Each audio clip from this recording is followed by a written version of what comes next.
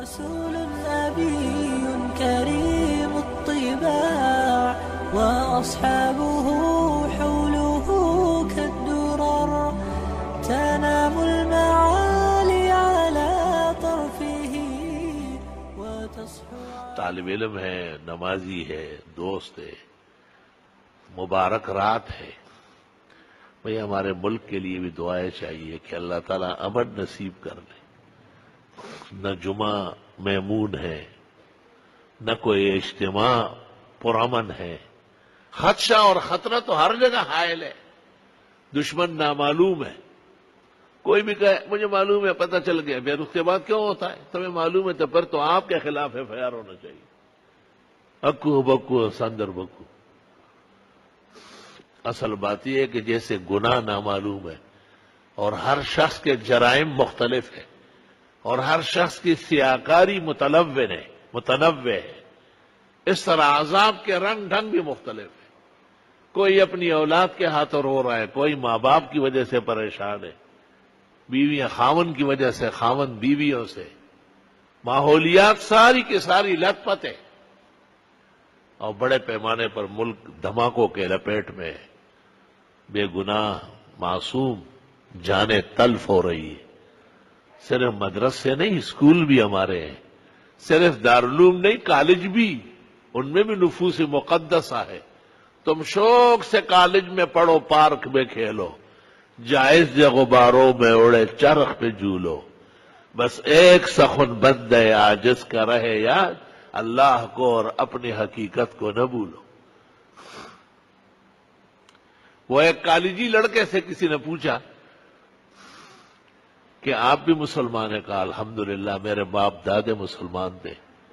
میں اسلام کے لیے ڈگری حاصل کروں گا، انجینئر بنوں گا تو مسجدیں بناؤں گا، ڈاکٹر بنوں گا تو دینی مدرسوں اور داڑھی والوں کا علاج کروں گا. اس نے کہا آپ کی تو داڑھی نہیں ہے. کہ یہ تو تعجب ہے کہ میری نہیں ہے اور دل میں قدر ہے کیونکہ میں اپنے جرم کا اعتراف کرتا ہوں. وہ ہندو اور مسلمان دونوں ٹکرائے. ہندو کہہ رہا تھا کہ لاش کو جلانا اچھا ہے، جان چھوٹے، راکھ ہو جائے. ہاں مسلمان کہتا تھا نا نا نا، سوال جواب ہونے والا ہے. کھڑکی کھلے گی، جنت کی ہوائیں اور خوشگوار فضائیں آئے گی، پھل پھول نظر آئے گا. قبر تو جنت کا ایک باغ ہے مومن مسلم کا. روز بحث ہوتی تھی تو دو اور لڑکے بیٹھ گئے ججمنٹ کے لیے، اور ایک ہندو ایک مسلمان، دونوں نے ایک ایک کی باتیں سنی. ہندو اسٹوڈنٹ کہہ رہا تھا کہ لاش کو جلانا اچھا ہے، نہ تعفن پھیلے گا، نہ زمین خراب ہوگی، نہ قبرستان بنے گی. مسلمان کہتا تھا نہیں، مسلمان لاش کو زمین میں دفنانا چاہیے، قیامت کے قریب دوبارہ اٹھائی جائے گی اور قیامت تک مومن کو ایمان اور نیک اعمال کی وجہ سے مزے ملیں گے. تو ان دونوں نے ججمنٹ اس طرح لکھی کہ بھئی دونوں صحیح کہہ رہے ہیں. ہندو چوہرا اس لیے صحیح کہہ رہا ہے کہ وہ لاش کو کچرا سمجھتا ہے، گلا سڑا، اس کو تو جلنا ہی چاہیے. جہاں بھی کچرا جمع ہو جائے کہتے آگ لگا لو یار، جان چھوڑاؤ.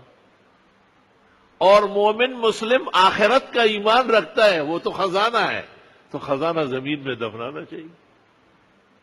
بھائی کالج یونیورسٹی میں بھی ہمارے لوگ ہیں، کہتے ہیں یار تم مسلمان بڑے ظالم ہو. کیوں؟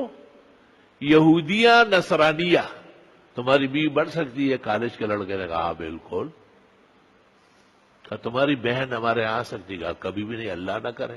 کیوں؟ تم کافر ہو. کبھی یہودی اور نصرانی کافر نہیں ہے، کہا ان کو مسلمان کرنا ہے. تو یہ تو کوئی بات نہیں ہوئی. کہا تم میری بہن کے ساتھ کیا کرو گے؟ اس کو یہودی بناؤ گے، نصرانی بناؤ گے. الجھاؤ کے درمیان وہ اسٹوڈنٹ اس کو کہہ رہا ہے کہ بات سنو، ہمارا ایمان محمد صلی اللہ علیہ وسلم کے علاوہ ان کے حکم و ارشاد پر، موسیٰ علیہ السلام اور توریت پر بھی ہے، عیسیٰ علیہ السلام اور انجیل پر بھی ہے. تو موسیٰ علیہ السلام کے ماننے والی لڑکی آنا چاہیے اور عیسیٰ علیہ السلام کو ماننے والی نصرانی آنا چاہیے. آپ بھی ہمارے قرآن، اسلام، محمد پہ ایمان لائے، ہماری لڑکی لے لیں. جائز ہو جائے گی۔ سینکڑوں لڑکے اس کلمے سے گفتگو سے مسلمان ہوئے۔ حدیث شریف میں ہے اسلام کی خبریں ہر جگہ سے نکلے گی، اللہ کی وحدانیت کی خبریں ہر جگہ پیدا ہوگی، اور جب علماء اور طلباء اور دینی لوگ نہیں پہنچے تو تبلیغ چلے گئے، کئی ڈانسر کو پکڑ لیا، کئی کھلاڑی کو پکڑ لیا، اس کو ہے جمالو بندر کی طرح ادھر نچا رہے ادھر نچا رہے، چلو ان جیسے لوگ جو ہے نا لائن پہ آ جائے اس کی وجہ سے۔ لیکن اسلام کا کام الحمدللہ امت کے ذمہ ہے، اور امت میں جس طرح مدرسے ہیں، مسجدیں ہیں، دینی حلقے ہیں، اسکول، کالج، یونیورسٹیاں، وہ بھی اس دین کا سرمایہ ہے، پاکستان کی دولت ہے، خزائن ہے، ان کا تحفظ بھی اسلام کا فرض ہے۔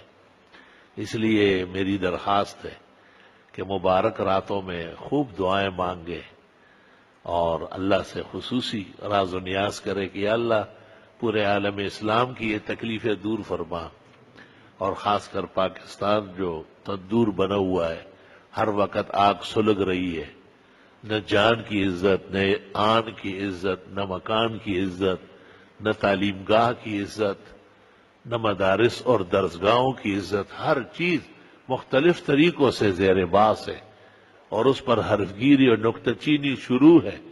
تو کچھ ہمارا فرض بھی بنتا ہے کہ ہم بھی اللہ بزرگ و برتر کہ عظیم و شان الوہیت اور ان کی شان اور صفات کو اور رحم و احسان و نصرت کو متوجہ کرنے کے لیے کچھ کوشش تو کرنا چاہیے۔ آپ کہیں گے ہم کون ہیں؟ بھئی ہم مومن ہیں، مسلمان ہیں، آپ کون ہیں؟ آپ کو معلوم نہیں؟ تمہیں شرم کرنا چاہیے۔ بخاری میں ہے ایک پیغمبر قوم کو لے کے بارش مانگنے باہر نکلے، حق تعالیٰ نے کہا کوئی ضرورت نہیں، واپس جاؤ۔ ابھی ایک چوئنٹی آئی تھی اور رو رہی تھی اپنی قوم لے کے، یا اللہ بارش نہیں ہے، بہت تکلیف ہے، میرا عہد ہو گیا اس سے بارش بھیج رہا ہوں۔ ایک چوئنٹی ننھی منی مخلوق وہ دعا کر رہی ہے اور اللہ تعالیٰ اس کی عزت فرماتے ہیں۔ اس لیے ہماری کتابوں میں لکھا ہے فقہ میں کہ استسقاء کے لیے دزارئی مستجخلق زی، بیل، گدا، اونٹ، بکری، اس کو بھی لے چلے، کھینچ کے باہر لے جائے جب باہر ہوتی تھی۔ کیوں؟ بھئی گھاس نہیں ہے، بکری بھوکی ہے، چراگاہ میں پانی نہیں ہے، پریشانی ہے بہت زیادہ۔ ہماری نوری آباد میں زمین ہے، تو ایک دفعہ ہم وہاں گئے، بکریوں کا ریوڑ بہت قریب آیا، تو میں نے وہ ریوڑ والے سے پوچھا کہ یہ کیوں اتنا قریب لائے؟ کہ یہ بکریاں آپ کو دیکھ کے بھاگتی ہوئی آ رہی۔ میں سمجھ گیا، میں نے کہا پانی نہیں ہے۔ میں نے اپنے مزارع کو کہا کہ آپ جنریٹر چلائے اور ٹیوب ویل کا پانی ایک مستقل کھڈا کو دعایا، اور چرواہوں کو کہا یہاں روزانہ آؤ، تمہیں پانی نہیں ملے گا، جس دن نہ ملے یہ میرا نمبر ہے، مجھے ٹیلی فون کرو کہ میں اس مزارع سے حساب پوچھوں۔ اللہ تعالی ہمیں تمام مخلوقات کے ساتھ احسان نصیب فرمائے۔ جب ایک چوئنٹی کی دعا میں طاقت ہے تو مسجد میں بیٹھے ہوئے لوگ، گھروں میں ہماری بہنیں، گھروں میں ہماری بیٹیاں، ہماری مائیں جو دکھ درد دیکھ کر کے تکلیفیں محسوس کرتی ہے۔ اللہ اللہ، لا الہ الا اللہ وحدہ لا شریک لہ، لہ الملک ولہ الحمد وعلی کل شیء قدیر۔ دعاؤں سے حالات تبدیل ہوتے ہیں۔ کراچی شہر آپ نے 2 سال پہلے بھی دیکھا ہے، اب بھی دیکھ رہا ہے۔ کہتا ہے کون نالہ بلبل کو بے اثر، پردے میں گل کے لاگ جگر چاک ہو گئے۔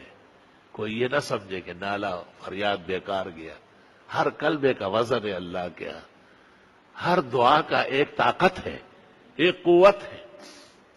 حدیث میں ہے دعا قبول ہوتی ہے ہر حال میں۔ قبولیت 3 طرح ہے، یا اتنی قیمتی دعائیں کہ حق تعالیٰ ملائک کو کہتے ہیں ذخیرہ آخرت کرو اس کے لیے، بہت تکلیف کی گھڑی آنے والی ہے، یا اس پر کوئی بلا آنے والی ہے، مصیبت، حادثہ، اس کو کیا پتا ہے، حق تعالیٰ کہتے ہیں اس دعا کی وجہ سے اسے ٹال لو۔ یہ تیسرا درجہ ہے، جو طلب میں نے کیا آپ نے عنایت سے دیا، اور تیرے قربان و میرے ناز اٹھانے والے۔ الحمدللہ رب العالمین۔ اللہم صلی وسلم علی النبی وعلی آلہ واصحابہ وبارک وسلم علیہ.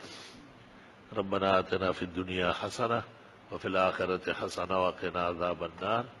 اللہ یونیورسٹی میں جو معصومین بے گناہ مسلمان مارے گئے انہیں شہداء و سعداء بنا، ان کے گھرانوں کو صبر و اجر عطا فرما، انہیں دونوں جہانوں میں بہترین صلے عطا فرما، اور اس رنج اور علم اور سانحہ اندوہناک پر سرحد کے زمین کو اور پاکستان بھر کے دکھ درد رکھنے والے مسلمانوں کو صبر و اجر عطا فرما.